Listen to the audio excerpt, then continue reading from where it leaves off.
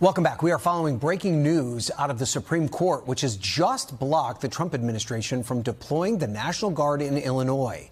The justices rejecting the White House's claim that the troops were needed to protect federal agents carrying out immigration enforcement, particularly in and around the Chicago area. The decision represents a rare defeat for this administration by this conservative-leaning court. En medio de la rutina formal del sistema constitucional, ciertos impases exponen fracturas que normalmente permanecen ocultas. En la mañana del lunes anterior a la reanudación de las actividades legislativas, la Corte Suprema de los Estados Unidos emitió una orden directa al jefe del Poder Ejecutivo, determinando el restablecimiento de prácticas migratorias previamente abolidas por decreto presidencial. La deliberación se registró como parte de una decisión mayoritaria en el marco del llamado expediente de emergencia, un mecanismo que, aunque formalmente previsto para situaciones excepcionales, se ha utilizado con creciente frecuencia para eludir la lentitud judicial en temas de alta sensibilidad institucional. La especificidad de la orden, que incluía no solo la interrupción de determinadas acciones del Departamento de Seguridad Interna, sino también la reintegración de medidas anteriores y el esfuerzo activo por revertir las deportaciones consideradas ilegales, amplió el alcance de la decisión. El contenido, la forma y el destinatario de la orden constituyeron un episodio inusual. El presidente, en una declaración posterior, afirmó que no cumpliría la resolución del tribunal. Declaró que las exigencias exceden la autoridad del Poder Judicial y que el Ejecutivo no tiene, según sus palabras, ni los medios ni la obligación de responder a este tipo de imposición. La negativa explícita fue transmitida por los medios de comunicación aún en la mañana del martes y en pocas horas se convirtió en objeto de declaraciones de congresistas, juristas y observadores institucionales. El impacto del episodio no se limitó a lo que ocurrió dentro de la sala en ese momento. La negativa presidencial, registrada como un rechazo directo a la autoridad judicial, estableció un impasse que no se resuelve solo mediante la jurisprudencia. Por primera vez, desde la consolidación del sistema de frenos y contrapesos, una orden detallada de la Corte Suprema, dirigida al jefe del Ejecutivo, fue impugnada en tiempo real sobre la base de un argumento de autonomía funcional, sin que hubiera un recurso formal o una solicitud de reconsideración. El comunicado de la Casa Blanca no indicó la intención de impugnar legalmente la decisión, solo reiteró la posición de que el presidente no se sometería a ella. La ausencia de un gesto técnico, como la presentación de un nuevo recurso o la solicitud de suspensión de la medida, amplió la interpretación de que no se trata de una mera divergencia jurídica, sino de un cuestionamiento directo a la legitimidad operativa del Poder Judicial. La propia naturaleza del shadow docket, a menudo criticado por su escasa transparencia, se convirtió en un elemento central en el discurso de los aliados del Ejecutivo, que comenzaron a argumentar que las decisiones tomadas fuera del calendario tradicional y sin audiencia pública no tienen la misma fuerza institucional que una deliberación ordinaria. La contraposición entre el formalismo jurídico y la viabilidad política pasó a dominar las declaraciones en todos los ámbitos. La dirección demócrata de la Cámara de Representantes, al conocer la negativa presidencial, reaccionó convocando una reunión de emergencia de la Comisión de Justicia. El diputado Sri Thanedar, de Michigan, presentó formalmente una resolución de destitución, calificando la conducta del presidente como una violación directa del artículo 2, sección 4 de la Constitución, que prevé la destitución del mandatario en caso de delitos de responsabilidad. La resolución, registrada con el número HR 353, alega que el presidente incurrió en un delito funcional al desobedecer una orden judicial cuya validez fue confirmada por mayoría en la Corte Suprema. En la justificación del documento se afirma que la negativa del presidente no solo constituye desobediencia, sino un ataque estructural a la separación de poderes. El argumento del texto se centra menos en la cuestión migratoria en sí y más en la dimensión sistémica de la conducta presidencial. Según el documento, independientemente del mérito de la decisión judicial, el presidente no puede ignorar deliberadamente una orden del Poder Judicial, so pena de inviabilizar el equilibrio constitucional. Es en este tipo de momentos cuando se pone de manifiesto la importancia de seguir con regularidad los movimientos entre los poderes. Al observar los acontecimientos más allá del ciclo inmediato de noticias, es posible comprender cómo los mecanismos institucionales responden, se ajustan o se retraen ante tensiones como esta. Las reacciones en el Senado fueron más moderadas. Los parlamentarios republicanos cercanos a la dirección mantuvieron silencio público durante las primeras 24 horas tras el anuncio de la negativa presidencial. Solo figuras vinculadas al Freedom Caucus y a los sectores más alineados con el presidente manifestaron su apoyo incondicional a la decisión. Por el contrario, los senadores de estados con un electorado moderado adoptaron un tono cauteloso, mostrando su preocupación por las consecuencias, pero evitando cualquier mención directa al apoyo al proceso de destitución. La divergencia interna en el bloque republicano se puso de manifiesto en reuniones a puerta cerrada, en las que se discutió el coste político de una posible lealtad automática al presidente ante la acusación de desacato al Tribunal Supremo. El senador Mitt Romney, sin mencionar el nombre del presidente, afirmó en una entrevista que ningún cargo público está por encima de las instituciones que sustentan la República.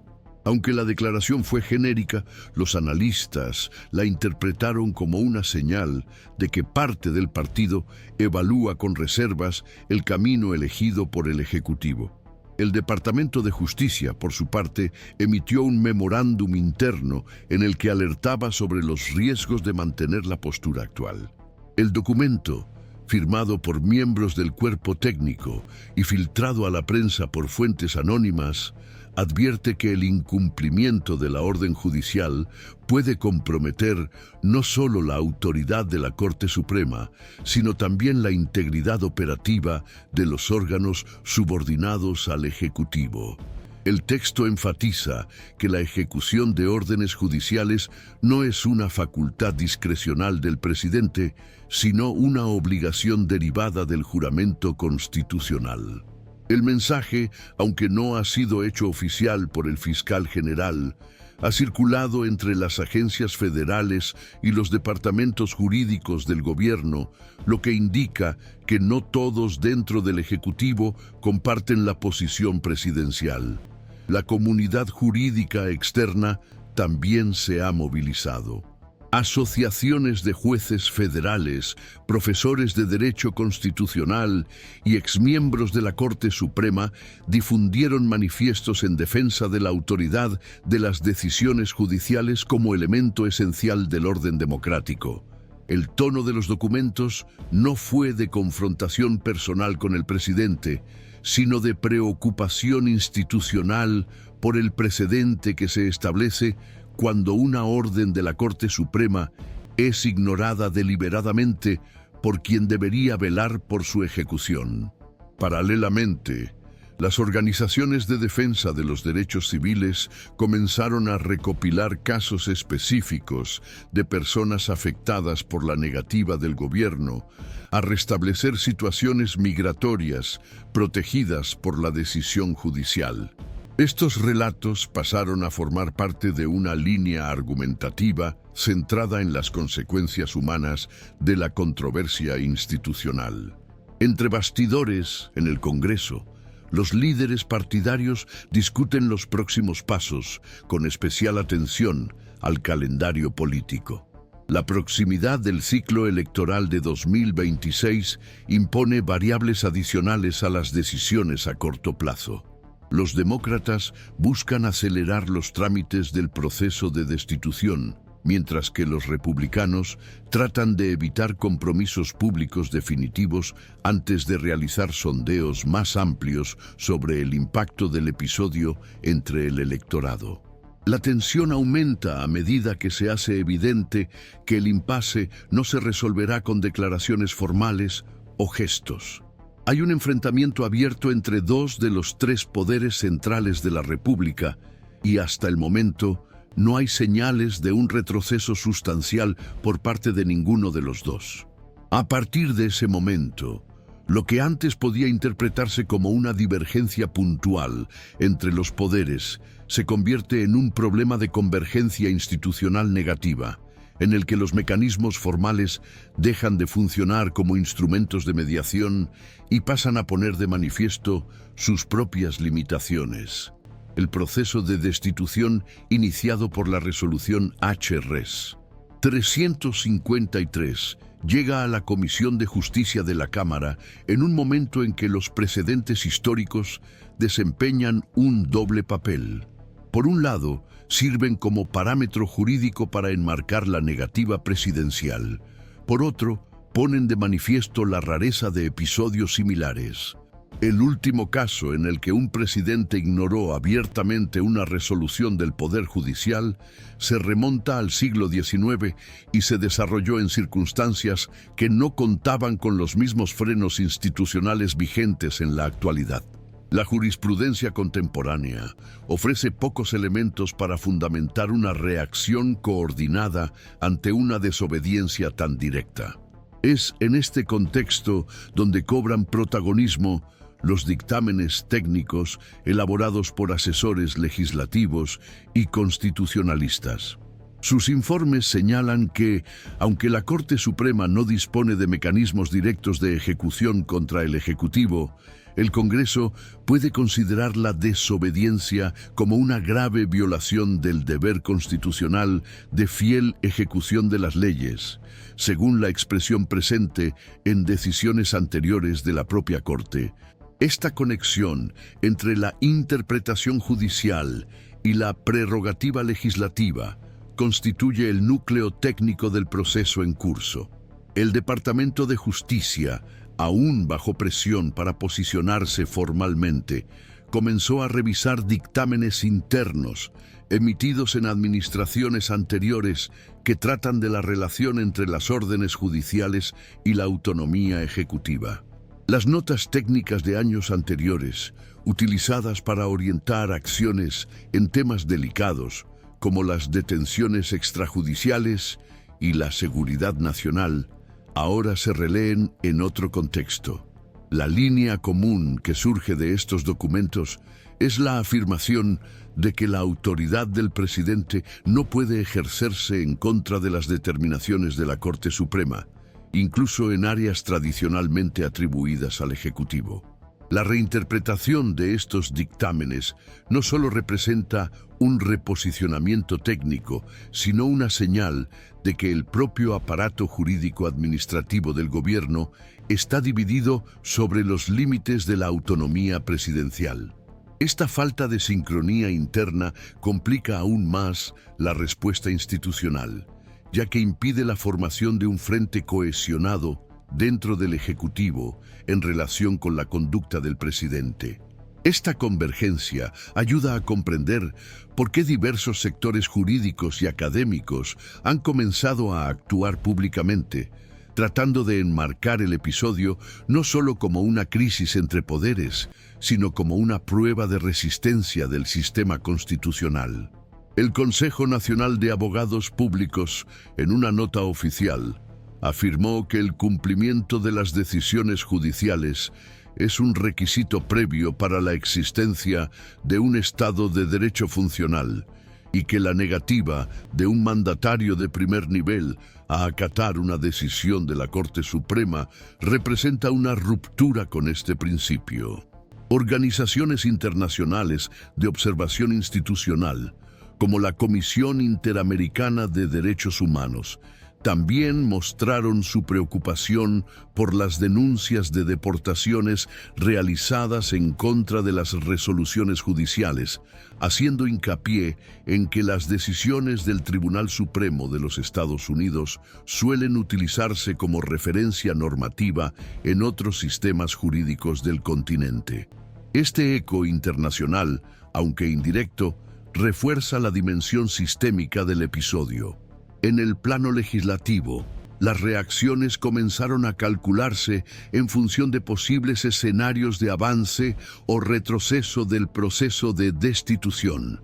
Los líderes demócratas actúan para acelerar las audiencias de la Comisión de Justicia, mientras que los parlamentarios republicanos adoptan estrategias distintas según el perfil de sus distritos electorales. En regiones donde el apoyo al presidente sigue siendo elevado, la retórica de la autonomía ejecutiva gana terreno como forma de justificar la negativa. En distritos con un electorado más moderado, la tónica recae en la necesidad de preservar el equilibrio institucional, incluso si eso implica desvincularse momentáneamente de la figura presidencial. Esta fragmentación dentro del grupo parlamentario republicano genera incertidumbre sobre la capacidad del partido para mantener una posición unificada cuando la resolución se someta a votación en el Pleno de la Cámara. Por ahora, la dirección del partido opta por no anticipar ninguna posición, alegando la necesidad de un análisis técnico más profundo de los fundamentos de la acusación. Desde el punto de vista jurídico, la argumentación construida en la resolución H-Res 353 va acompañada de un anexo técnico elaborado por juristas independientes que delinea la diferencia entre discrecionalidad ejecutiva y desobediencia institucional. El texto argumenta que el presidente tiene un amplio margen de maniobra en la formulación de políticas públicas, pero que ese margen encuentra su límite en la obligación de obedecer las determinaciones del Poder Judicial, sobre todo cuando esas órdenes se derivan de la interpretación definitiva del Tribunal Supremo. Según el anexo, cualquier intento de argumentar que el Ejecutivo tiene libertad para no ejecutar una decisión judicial va en contra de la propia lógica del sistema constitucional, que se basa en la idea de que ningún poder es absoluto. Esta interpretación se ve reforzada por análisis académicos que recuperan los debates de la Convención Constitucional de 1787, en los que los fundadores del sistema estadounidense discutieron explícitamente los riesgos de la concentración de poder en manos del Ejecutivo. Las notas de esos debates muestran que la figura del juicio político fue concebida precisamente para los casos en que el presidente excede los límites de su función, incluso mediante el desacato a las decisiones judiciales. Aunque este punto representa solo una parte del debate, está directamente relacionado con la percepción pública del episodio. Las encuestas realizadas por institutos independientes muestran que la mayoría de la población considera que un presidente no puede ignorar una decisión del Tribunal Supremo, independientemente del tema en cuestión.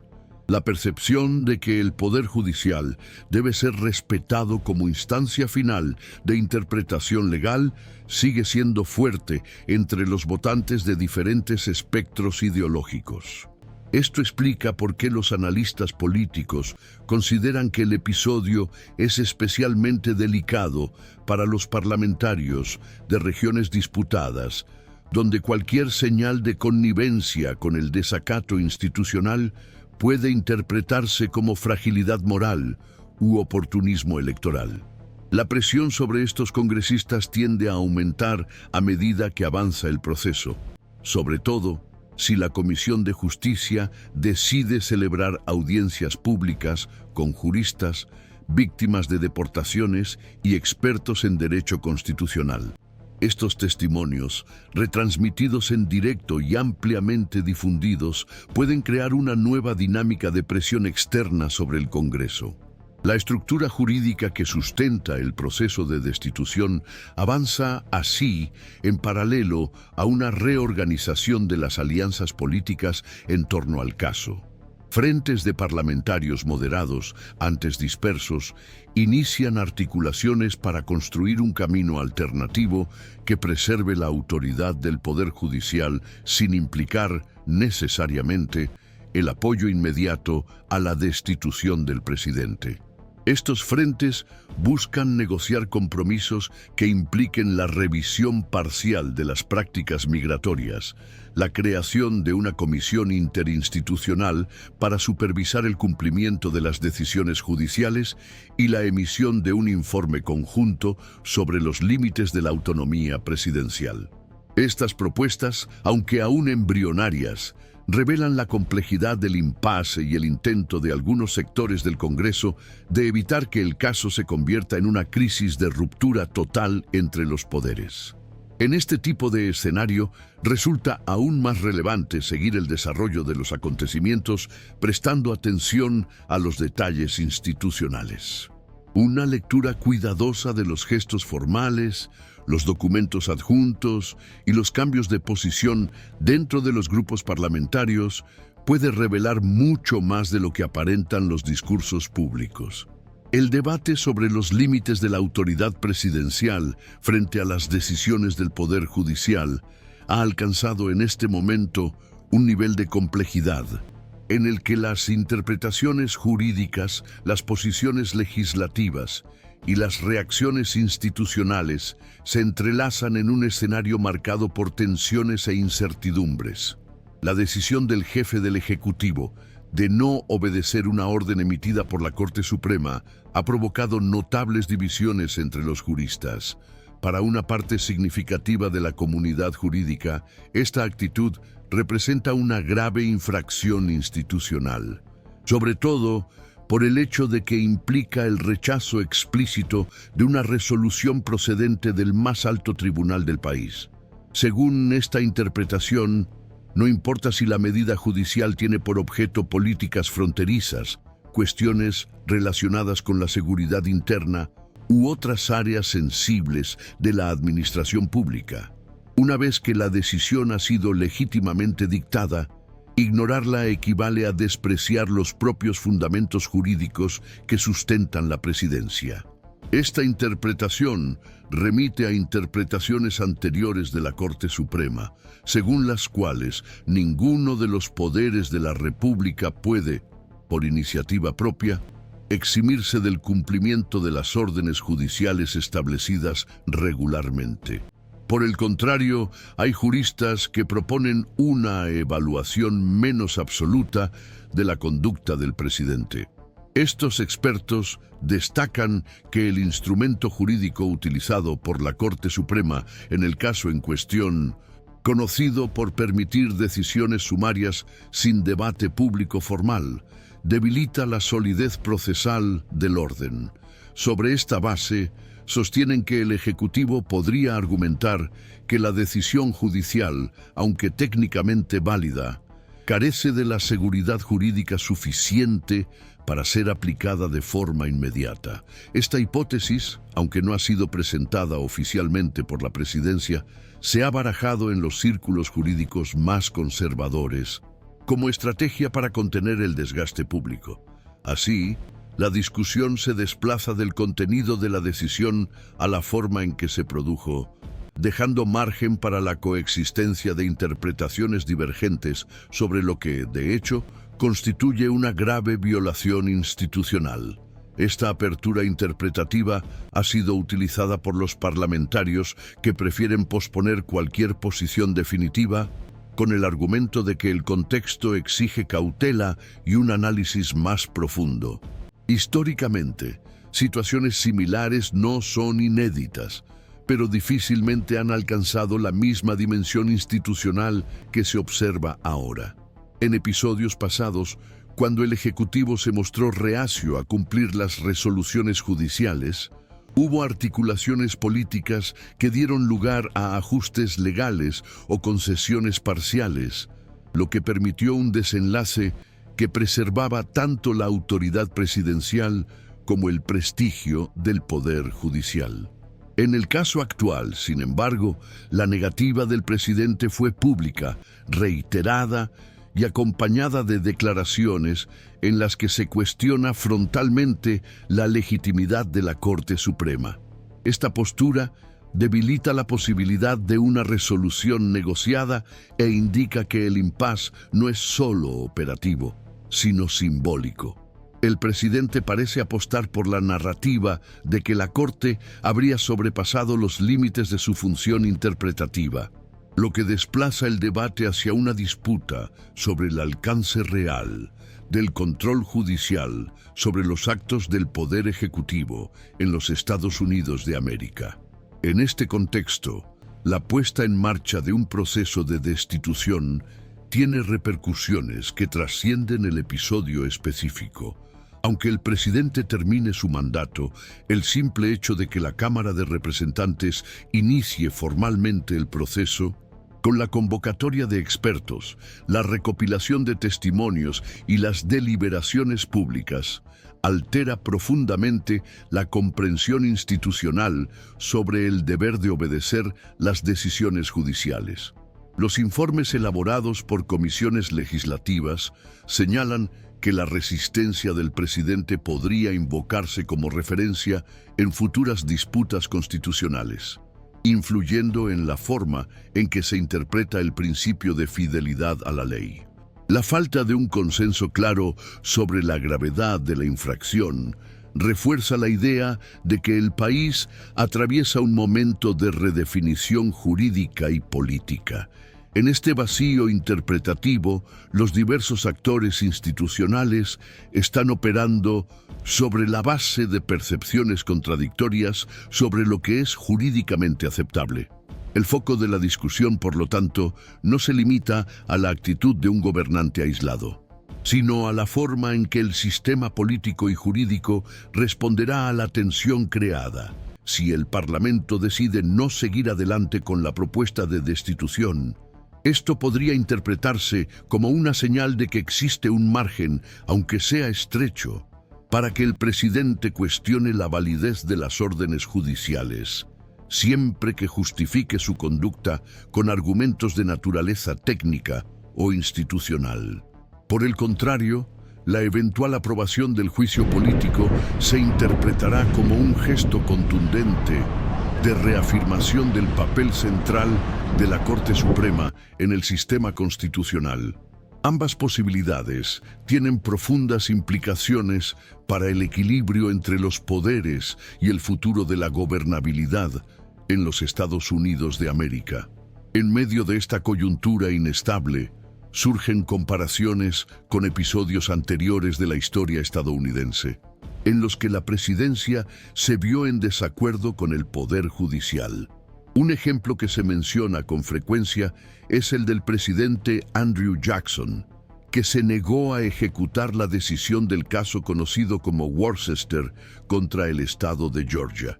En aquel momento, la ausencia de instrumentos institucionales eficaces para garantizar el cumplimiento de la orden judicial tuvo graves consecuencias, incluso para las poblaciones vulnerables, además de dañar la reputación internacional del país.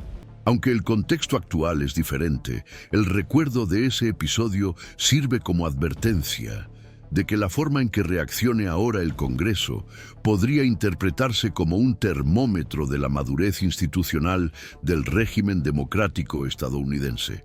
En un entorno político altamente polarizado y con una fuerte fragmentación partidista, crece el temor de que cualquier resolución carezca de una legitimidad ampliamente reconocida. Hasta el momento, los principales líderes del Partido Republicano en el Senado no han presentado una posición clara sobre el curso del proceso. En caso de que avance en la Cámara de Representantes, hay informes de que senadores cercanos a la dirección del partido han afirmado en reuniones privadas que sus decisiones dependerán de la repercusión pública del caso, de las tendencias identificadas en las encuestas de opinión y de los desarrollos legales en instancias inferiores. Esta conducta indica un intento de transferir la responsabilidad de definir la respuesta institucional fuera del Congreso, como si la gravedad del impasse dependiera exclusivamente de la percepción popular. Para los observadores más críticos, esta vacilación revela una renuncia a las responsabilidades constitucionales por parte del Poder Legislativo, que debería ejercer su función de forma autónoma y técnica. Por último, cabe destacar que los enfrentamientos de esta naturaleza no se agotan en la resolución a corto plazo. Sus efectos se extienden a los próximos ciclos de gobierno, repercuten en la autoridad de los futuros presidentes e influyen directamente en el grado de confianza que la población deposita en los marcos legales del país. La forma en que se lleve a cabo este proceso tendrá implicaciones duraderas en la arquitectura institucional de los Estados Unidos de América, alterando los límites de lo aceptable en la relación entre los poderes e influyendo en la práctica constitucional más allá del conflicto actual.